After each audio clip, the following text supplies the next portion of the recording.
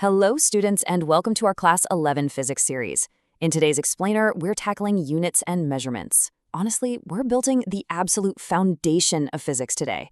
Every single calculation, every experiment, it all depends on accurate measurement. So getting this chapter down isn't just about scoring well on your exams, though that's definitely a plus. It's absolutely crucial for building those strong, lasting concepts. Let's jump right in. So think about this for a sec.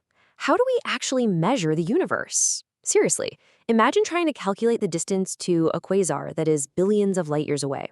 Or on the flip side, trying to measure the incredibly tiny radius of a hydrogen atom. Without a highly accurate and universally agreed upon system of measurement, making sense of these extremes would be, well, completely impossible. Okay, here's our quick agenda for today. 1. The foundation of physics. 2. The SI base units. 3. Dimensions and formulas. 4. Using dimensional analysis. 5. Significant figures and rounding. And 6. Errors and uncertainties. Starting with Section 1, the foundation of physics. Physics is the study of matter, energy, motion, and the fundamental laws governing our universe. But to actually study these things, we have to measure them, right? And whenever we measure anything, like your height, time, speed, or force, we always need two things: a number and a standard unit. A number all by itself, like 170 or 5, literally means nothing without a unit to give it some context. Are we talking 170 centimeters or 170 light years? The unit is what gives that number its physical reality. Now, in physics, we categorize physical quantities into two main types. Over on the left, we've got fundamental quantities. These are completely independent, kind of like basic building blocks. We're talking length, mass, and time. Then, on the right, we have derived quantities. These are obtained by combining those fundamental quantities mathematically. Think of something like area, volume, or velocity. Velocity is simply length divided by time. Make sense? Moving right along to Section 2, the SI base units. Take a look at this table. These 7 specific units make up the International System, or SI system, and they're used worldwide by every single scientist. We've got the meter for length, kilogram for mass, second for time, Kelvin for temperature, ampere for electric current, mole for amount of substance, and candela for luminous intensity. You'll definitely want to memorize these 7 base units because literally every single derived unit in physics traces right back to this exact list. All right, Section 3, dimensions and formulas.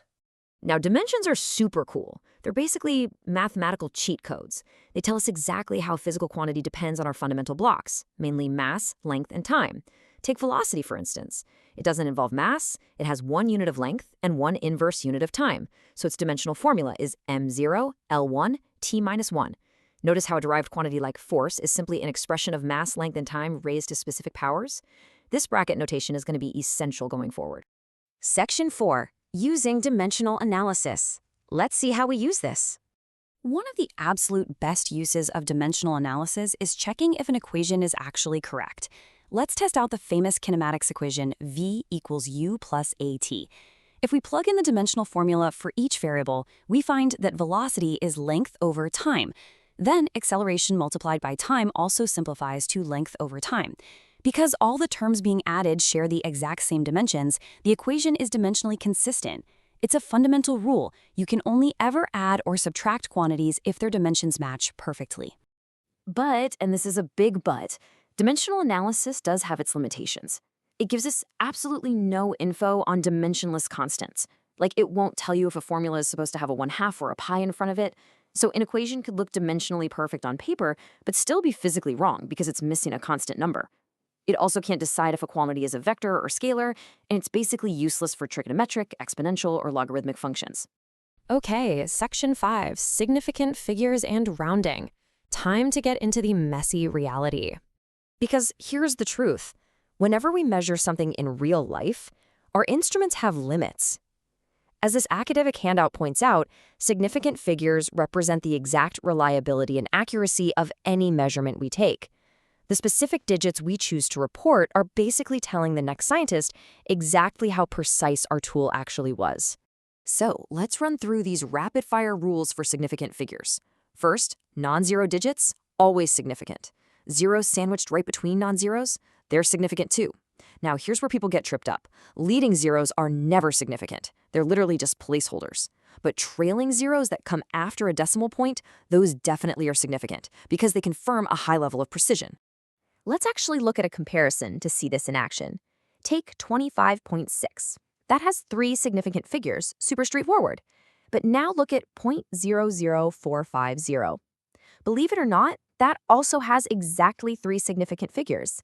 Those first 3 zeros are leading, so we completely ignore them.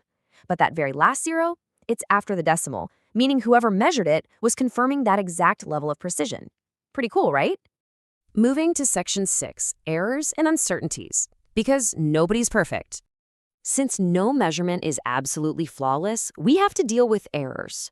When we combine different measurements mathematically, like dividing distance by time to get speed, we actually have to calculate how their individual uncertainties combine. As shown in this collegiate lab document, this process is called the propagation of error, and we use it to make sure our final result honestly reflects the limits of all our tools. First things first, we need to identify the type of error. We have systematic errors, which are consistent, predictable flaws, like maybe your scale always reads 2 grams too heavy. The good news is you can fix these by just recalibrating your instruments. On the other hand, we have random errors. These are totally unpredictable fluctuations caused by the environment. The only real way to combat random error is to take multiple measurements and find the average. Once you have your data, you can calculate exactly how far off your measurements are. Step 1, find the true value. Step 2, calculate the absolute error by subtracting the true value from your measured value. And step 3, calculate the percentage error by dividing the absolute error by the true value and multiplying by 100. Getting that percentage as close to 0 as possible? That's the ultimate goal in any lab. This example right here beautifully grounds the math. If a sprinter runs 400 meters in 65.31 seconds, both the distance and the time have their own tiny measurement uncertainties. When we divide distance by time to calculate their average speed, we don't just divide the uncertainties. Nope. Instead, we actually add the relative uncertainties of both measurements together to find the total uncertainty for the speed. Phew, okay, we've covered a ton of crucial ground today. Seriously, go ahead and grab a screenshot of this quick revision slide to cement everything we've talked about before your exams. Remember, quantities are fundamental or derived, rely on those 7 SI base units, use dimensions to double-check your equations, always respect significant figures, and know that errors can be minimized if you're careful. And before we officially wrap up, here are some massive exam tips. Memorize these 5-dimensional formulas: velocity, acceleration, force, energy, and pressure. I'm telling you, they are almost guaranteed to pop up in both your board exams and competitive entrance exams. Knowing them by heart will absolutely save you valuable time. All right, congratulations. You have successfully mastered the building blocks of measurement, which is the absolute foundation of physics. You now know exactly how to measure and quantify the physical world. But, as we know, reality never stands still. Now that we've defined the universe, what happens when things start moving? Keep practicing your numerical problems daily and join me in our next explainer as we dive into motion in a straight line. Thanks for watching.